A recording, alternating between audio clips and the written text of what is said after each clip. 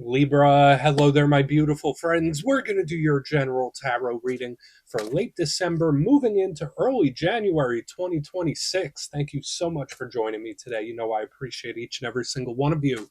So let's get right down to business, as always, and start you off with an oracle card here, just so we can dip our toes into energy and see what's happening for the lovely Libra collective.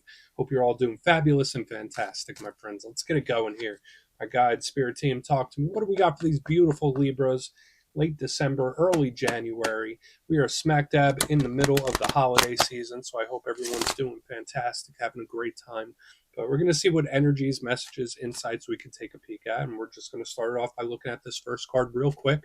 Then we'll get into the full reading itself. And at the very end, I'll pull you a bonus card from the Shadowland Tarot just to see what might be in the shadows or what shadow work you're going into, which is always interesting.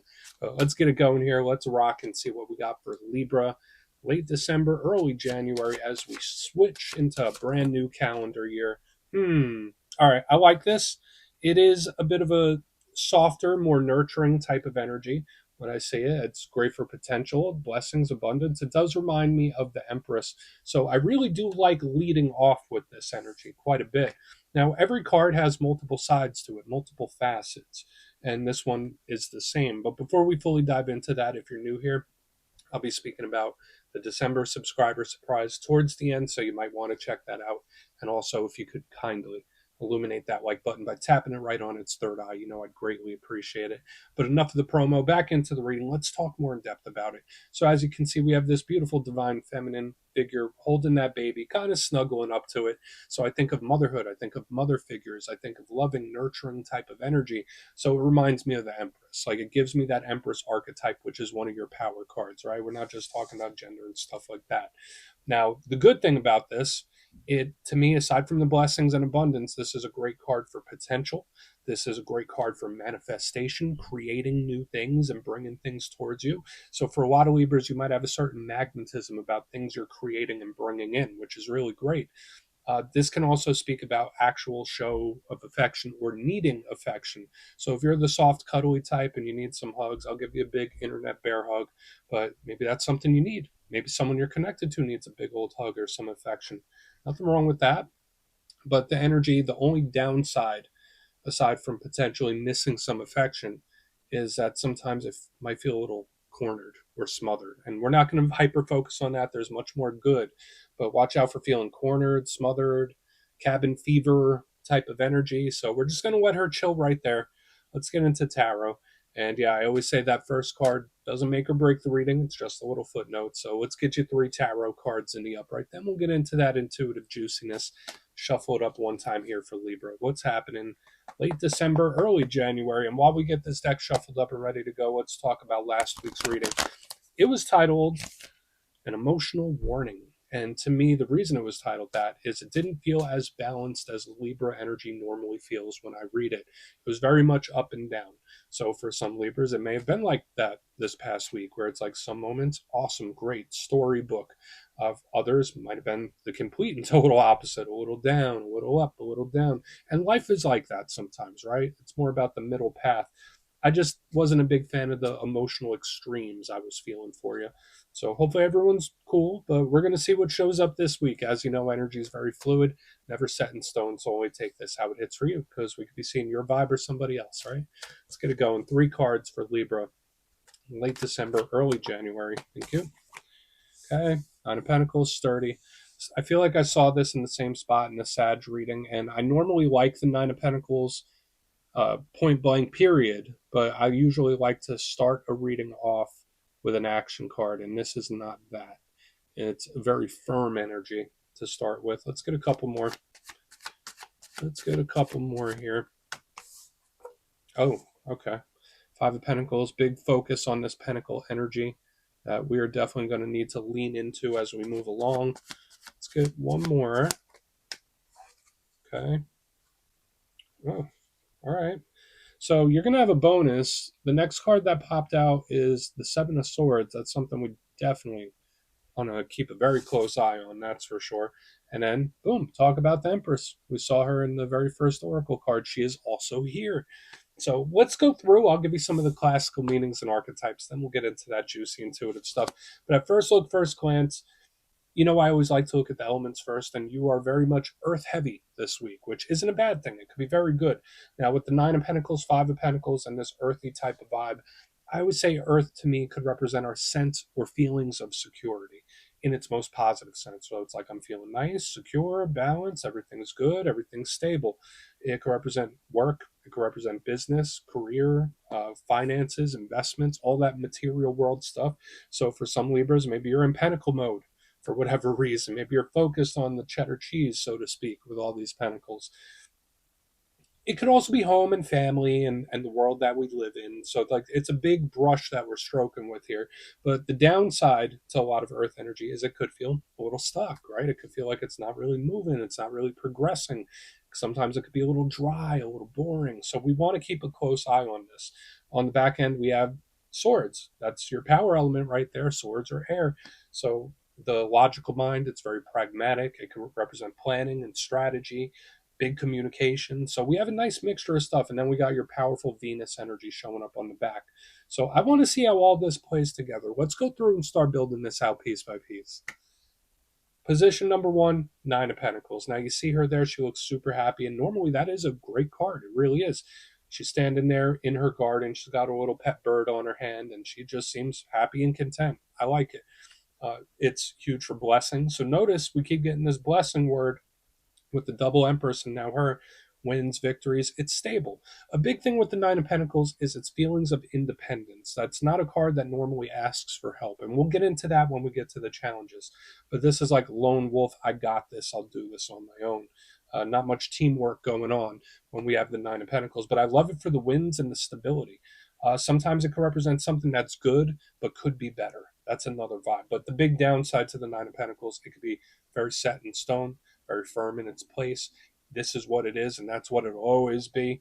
And I'm a believer that anyone and anything could change, but the Nine of Pentacles is very firm and set. And with the whole lone wolf thing, this is an energy where it won't ask for help even if it needs it. So there's good, but every card has that dynamic to it, right? Where there could be really great things attached to it, but then there's some downsides. So I want to see if this is something that does feel stuck, because as we get her tucked back in by the amethyst and move to our next card, we have what is classically seen as a bit of a challenging card. We have the Five of Pentacles, and we see those people that are thrown out in the cold. I know a lot of places this time of year, especially by me, it's a little chilly out there. So, I mean, maybe you're a little colder than normal. But if that's not the case, this card feels isolated, right? Whether it's purposely doing it, whether it's been done to it on its own. It could be lonely. It could be missing someone. It could be missing something when we're talking about the emotional context of it. When we talk about the financial, this could be a work situation that's not doing it for you. So watch out for funky work situations. Watch out for overspending. These are big warnings that show up with the Five of Pentacles. It can be a problem. It can be a situation or a potential warning. But the good side about the Five of Pentacles is the temporary nature of it. But the only thing that's given me big pause is like, all right, well, this is normally a temporary card where it's like, this too shall pass. But we have the Nine of Pentacles right next to it where it's like, all right, why is this lingering? Why am I still feeling this? Or why am I still dealing with this cycle? So watch out for like cyclical things. We'll circle back on this for sure. Now moving to the back end, we have another card that we want to keep a very close eye on. We have the Seven of Swords. And we see that individual there. He has his fancy little fez on, and he is making away and stealing all those swords. So to switch it up a little bit, since we had some rough energy there, I'll give you the most positive aspect of this card. It could just represent something that's outside of your view right now. Something that's not on your radar, not on the map. You don't know about it. You don't see it. So whether it's information, whether it's what someone's thinking, this is an energy where it's like, I don't even know what's going on over there. Or like, to me, it's like not even on my mind. The downside to the Seven of Swords, sometimes it can represent untrustworthy individuals. It can represent people that you need to keep a very close eye on. So we're going to see if we get more signs of that throughout the reading, because this card can be thieves. This card can be people that aren't doing the right thing or moral thing. And again, no judgment here. I'm nothing, none of that. I never judge. But the Seven of Swords is something that you should be skeptical of. Now, for some Libras, maybe there is someone or a situation that you are skeptical of right now. We'll just have to look. But mystery isn't always a bad thing. We're going to keep that in mind as we move forward. We still have a lot more detail to go. And then, yeah, right here on the back end, we have the Empress. So just like that very first Oracle card, she is another footnote. The Blessings, Abundance, one of your power cards, absolutely beautiful. So it's like we have a double dose of that. So it's like we have the even scales where there's like really good energy, but then there's stuff we need to keep a close eye on. So we're going to get her tucked back in by the crystals. I want to dive deeper on all this, Libra. Let's do it. Let's jump in and clarify. Okay. Let's get a good shuffle here. What do we got for the lovely Libras in late December, early January? And yes, this is where I go intuitive with the message, which means I just tell you how it feels to me. So feel free to do further research or rely on your base knowledge of tarot, because as you know, every single reading is about the reader's interpretation, and I'm just giving you mine. Let's go in on the 9.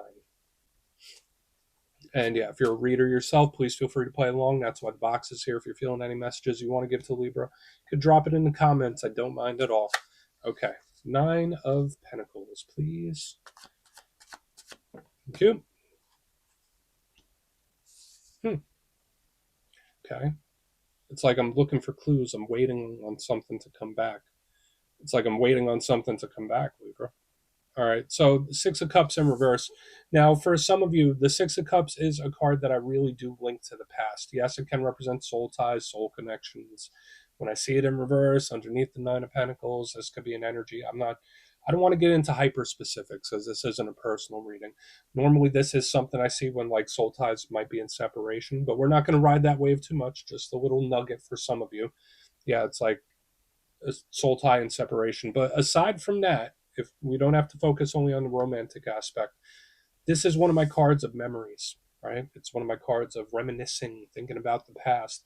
So when I see it in reverse under the 9 of Pentacles, it's one of two things. Either one, I'm trying to purposely put something out of my mind and not think about it. I'm trying to forget about this. I'm not focusing on it. Or this could be waiting on something to return. Because to me, the 6 of Cups, especially in reverse, is something that's looping back around. So maybe someone's waiting on you to return. Maybe you're waiting on some. I mean, again, we don't have to just solely focus on love things for another portion. Yeah, as I mentioned, there might just be a situation or something where you're just putting it out of your mind, where it's like I can't think about it right now, like too much. We're gonna keep going. I think it's very simple, very straightforward. Like it doesn't necessarily feel avoidant to me. It just feels like I don't have the mental bandwidth at the moment. Let's keep moving to the 5, because this is where the waters might get a little choppy. So why is the 5 here? Thank you. All right. So we have the Ace of Wands in reverse underneath this 5 of Pentacles. Okay. If you're not having issues with work and career and stuff, and this is like all personal related, this energy, I'm feeling, does this person even care anymore? Or do they even care about my perspective? Like, did they ever care? I don't know why I'm getting this deep into it. Now, if this is a work and money related thing, for some of you, there might be a bit of a spending freeze. Like with 5 of Pentacles, Ace of Wands in reverse, it's like, no, can't afford this. Or I know I can't put money towards this. No, I have to tighten this up. To me, it's like somebody tightening up the budget if we're looking at the earthly aspect of it. So whether that's advice from spirit or something you might be doing where it's like, I'm not going to waste money on that. I'm not going to waste money on that. It's like very particular. But if we're getting into the personal relationship thing, that's when it gets pretty rough. That's when it's like hitting me in the heartstrings. Because with the longing of the 5 of Wands and then the Ace of Wands in reverse, it's like, I feel down. Like that's I feel down. Like, does anybody care? Did that person care? Like, there's a lot of doubting going on. Ace of Wands in reverse could mean not hearing from someone, not speaking to someone. So like 5 of Pentacles, Ace of Wands in reverse, you put 2 and 2 together, right? It's like, I wish I heard from that person, or I wish they would have reached out. Like it's giving me that kind of vibe here, where it's like I'm sad that I haven't heard from them. So we're getting hyper specific, Libra. Again, only take what hits for you.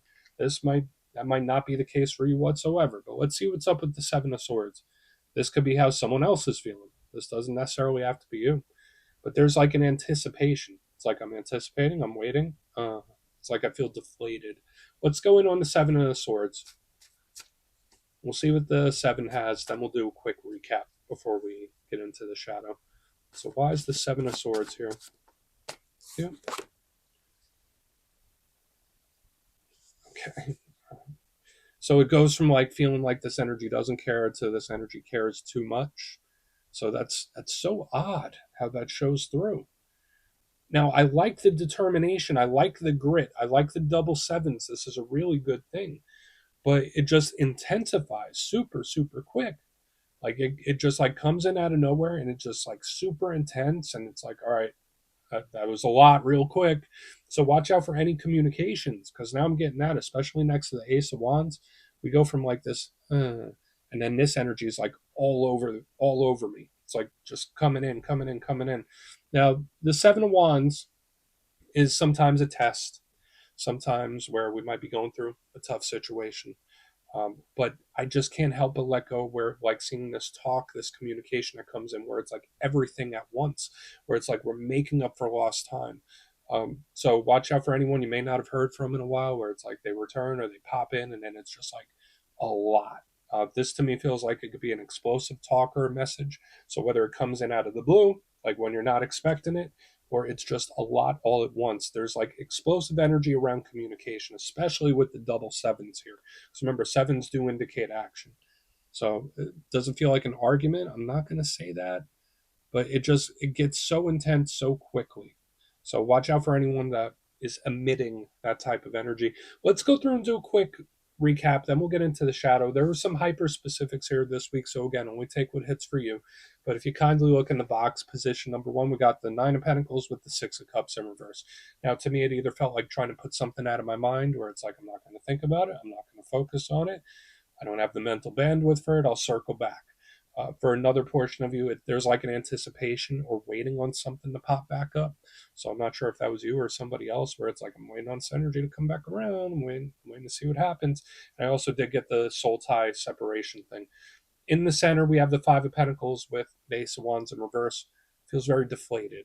Feels like, does this person care? Does anybody care? Like it's an energy that does feel pretty isolated and a little disappointed, to be honest. Now, if we take away the emotional aspect, this could be tightening up the budget, not spending frivolously and stuff like that. Moving to the back end, we have the Seven of Swords with the Seven of Wands. Well, you know what? This energy pops back in all at once, super intense. So it goes from like quiet, nothing, crickets, and then boom, everything, making up for lost time. This does feel like an explosive talk to me. So whether it's one that just intensifies quick or has a volatility, or it's just a lot, like it goes from 0 to 100. So watch out for communication in this time. Please take a screenshot if you want to look into it further. Let's see what's in the shadows. Okay, let's get a good shuffle here. What do we got for the lovely Libras, please? What's going on for my good friends? And yes, I would like to pull one shadow card at the very end just to see whether it's something within you, something you don't quite see. Shadow cards don't always have to be a challenge. They could be a good thing too. So let's get you one. And yeah, if you made it to this point in reading, please feel free to check out channel memberships. I'll put a link for it in the comments below. It's a beautiful way to support the channel, and I have much love for all my channel members. Okay, let's get this going. What do we got for Libra? What do we got for our good friends?